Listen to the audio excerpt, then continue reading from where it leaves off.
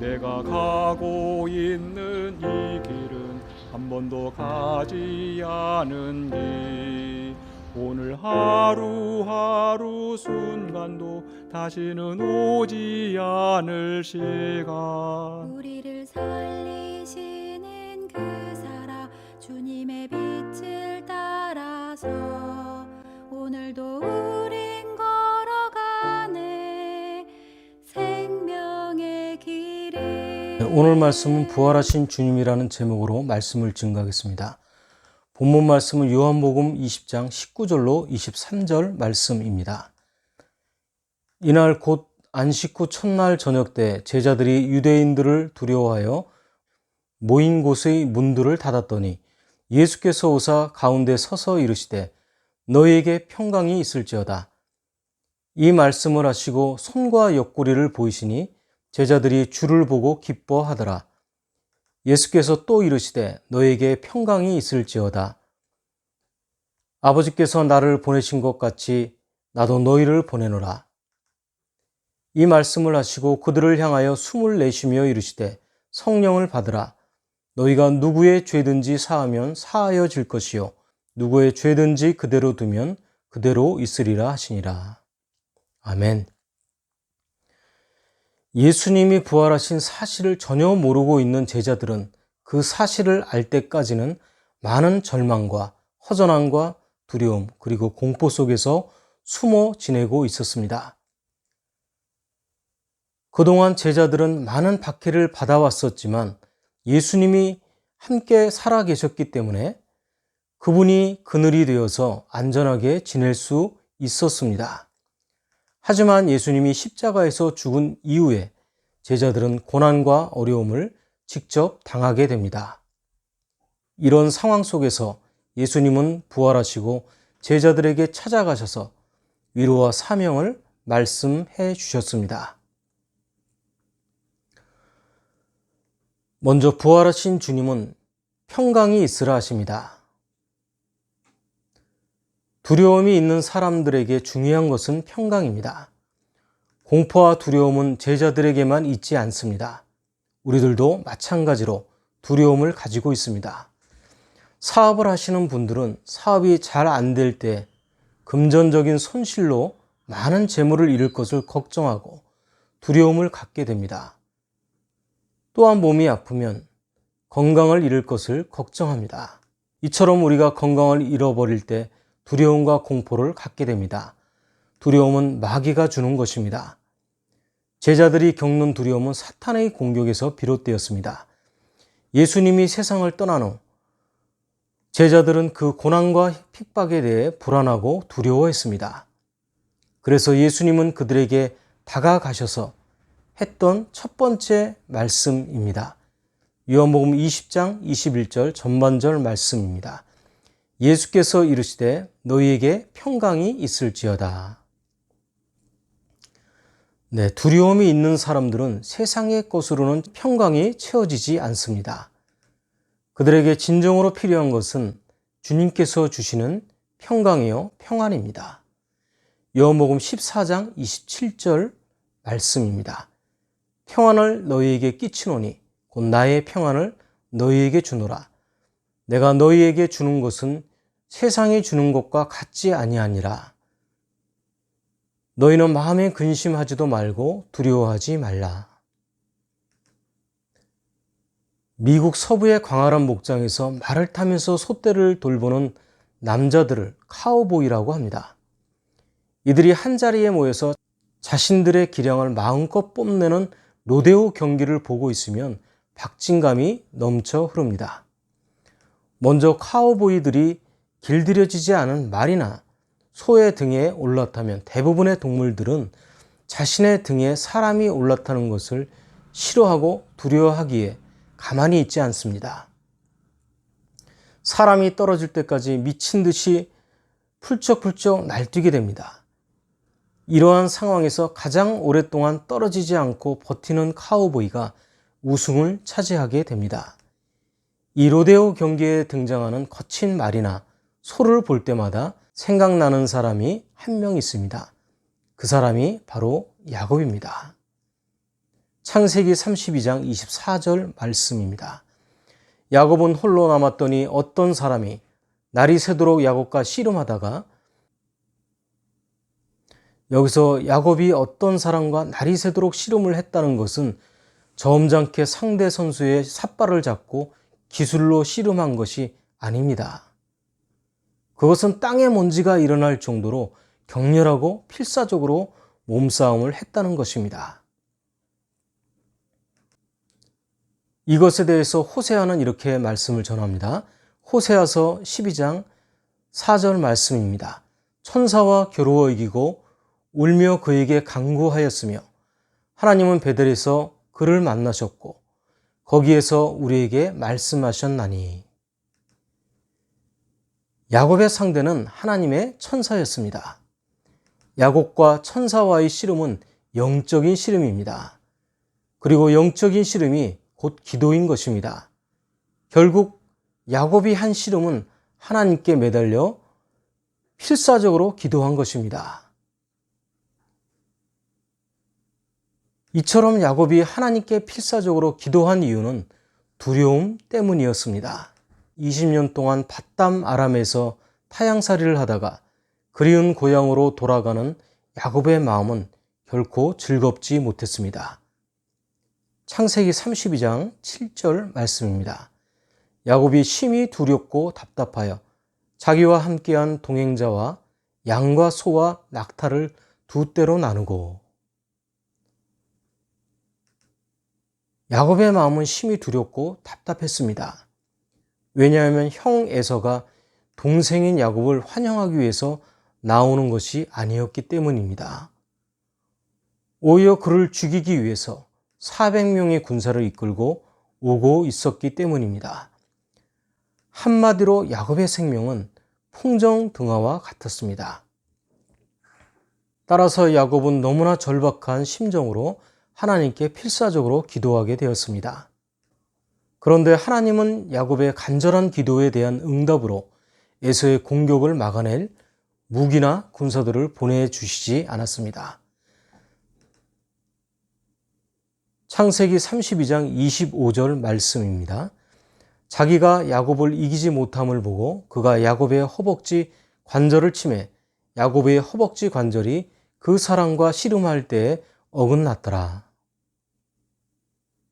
이 말씀에서 알 수 있듯이 오히려 그토록 강절하게 기도하던 야곱의 허벅지 관절을 치셨습니다. 허벅지 관절은 우리 몸에서 가장 크고 강한 뼈로서 사람의 힘과 생명을 상징합니다. 이처럼 가장 중요한 뼈를 하나님이 치신 것은 야곱에게 가장 중요한 교훈을 주시기 위함입니다. 그 교훈은 너의 힘을 포기하라는 것입니다. 오직 하나님의 능력만을 의지하라는 것입니다. 나의 힘을 포기하고 하나님을 전적으로 의지할 때 평안을 얻게 된다는 것입니다. 평안은 세상이 주는 평안과 주님이 주시는 평안으로 나누어 볼 수 있습니다. 세상이 주는 평안은 근본적으로 위로를 줄 수 없는 평안입니다. 하지만 예수님이 주신 평안은 근본적인 위로가 있습니다. 예수님이 주시는 평안은 하늘에서 내려온 평안이며 사망 권세를 이길 수 있는 평안입니다. 두려워 떨고 있는 제자들에게 부활하신 예수님이 주신 평안은 바로 이 평안입니다. 이 부활하신 주님의 평안이 여러분들에게도 있으시길 원합니다. 마지막으로 부활하신 주님은 나도 너희를 보내노라 하십니다. 보낸다는 말은 선교를 뜻합니다. 예수님은 하나님께로부터 보냄을 받아서 오셨습니다. 요한복음 20장 21절 후반절 말씀입니다. 아버지께서 나를 보내신 것 같이 나도 너희를 보내노라. 예수님이 이 땅에 오신 목적은 세상에 하나님의 사랑을 전해주시기 위함입니다. 예수님은 이 땅에 오셔서 지옥 갈 사람들을 천국으로 인도했습니다. 바로 이 일을 위해서 하나님은 예수님을 보내주셨습니다. 이와 같이 이제 예수님은 제자들을 자신을 핍박한 사람들에게 보냅니다. 예수님은 그 원수들에게 제자들을 보내셨던 것입니다. 사도라는 말은 보낸다는 뜻을 가지고 있습니다. 예수님의 제자들은 예수님이 승천하신 이후에 사도라는 명칭을 썼습니다. 그들은 보냄을 받은 자들입니다. 이제 제자들은 사도로 보냄을 받아서 예수님이 부활하신 것을 증거하는 복음을 전하게 되었습니다. 부활하신 예수님이 부탁한 것은 복음을 전하라는 것입니다. 부활하신 주님의 명령입니다. 이는 전도를 통해서 사람들을 구원하려는 하나님의 방법입니다. 하나님의 방법에는 분명한 기준이 있습니다. 요한복음 14장 6절 말씀입니다. 예수께서 이르시되 내가 곧 길이요 진리요 생명이니 나로 말미암지 않고는 아버지께로 올 자가 없느니라. 예수 자체가 길이라는 것입니다. 우리가 예수 안에 있으면 바른 길을 가고 있는 상태입니다. 알고 보면 이 길은 공평한 길입니다. 독선적인 것처럼 보이지만 높은 자나 낮은 자나 부한 자나 가난한 자나 배운 자나 못 배운 자나 다 똑같이 이룰 수 있는 길이기 때문입니다. 사도 바울은 가는 곳마다 복음의 성취를 이룹니다. 그가 아덴에 들렀을 때 그곳에는 철학자들이 많았습니다. 바울은 철학적으로 그들과 논쟁하고 또한 변론함으로 복음을 전했습니다. 그러나 복음은 논쟁함으로 전해지는 것이 결코 아닙니다. 복음은 선포하는 것입니다. 복음 전파는 예수는 그리스도입니다. 예수가 부활했습니다. 예수는 우리의 구주입니다. 라고 단순하고 분명한 복음을 선포하는 것입니다. 내 생각과 내 방법으로 복음을 전하기보다는 어리석게 보일지라도 하나님의 방법으로 복음을 전하는 것입니다. 그러므로 주님이 나도 너희를 보내노라 하신 깊은 사명이 당긴 명령에 우리 모두가 순종하시기를 원합니다.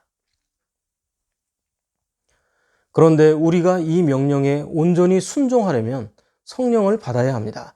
요한복음 20장 22절 말씀입니다. 이 말씀을 하시고 그들을 향하사 숨을 내쉬며 이르시되 성령을 받으라.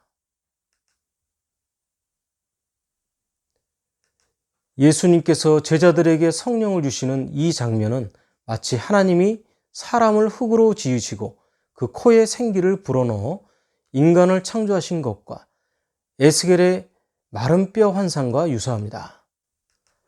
에스겔이 보았던 환상을 보면 골짜기에 수많은 마른 뼈들이 생기를 불어넣어 줄 때 마른 뼈들이 일어났습니다. 에스겔 37장 9절 말씀입니다. 또 내게 이르시되 인자야 너는 생기를 향하여 대언하라. 생기에게 대언하여 이르기를 주 여호와께서 이같이 말씀하시기를 생기야 사방에서부터 와서 이 죽음을 당한 자에게 불어서 살아나게 하라 하셨다 하라. 여기서 생기는 생명을 주시는 성령님의 역사입니다. 중요한 것은 태초에 하나님이 숨을 불어넣어 인간을 창조한 것과 예수님께서 제자들에게 숨을 내쉬어 성령을 주시는 것이 병행을 이룬다는 사실입니다. 그리고 제자들에게 성령을 주심이 바로 새로운 창조로 묘사되고 있다는 점입니다. 그래서 이 창조는 복음 증거하는 사명에 필요한 능력의 출처를 말해주고 있습니다. 즉 사도들은 인간적인 지혜나 말의 능력이 아니라 오직 성령님의 능력에 의해서 부활의 복음을 전하는 사명을 감당할 수 있었습니다. 네, 하나님을 추구함이라는 책으로 유명한 에이든 토저 박사는 오늘날 교회에서 성령을 홀대하는 것을 심각하게 우려했습니다. 그는 만약 신약 교회에서 성령을 제외시킨다면 그들이 한 일의 95%가 중단되었을 것이다 라고 말했습니다. 그렇습니다. 오늘날 대부분의 교회는 성령의 역사를 교회의 위원회로 대치시키고 인위적인 프로그램을 양산합니다. 교회의 주인이신 성령은 그냥 구호로만 벽에 걸려 있습니다. 그분께 결제받은 일은 결코 없습니다. 성령을 단지 손님 정도로 생각하고 있습니다.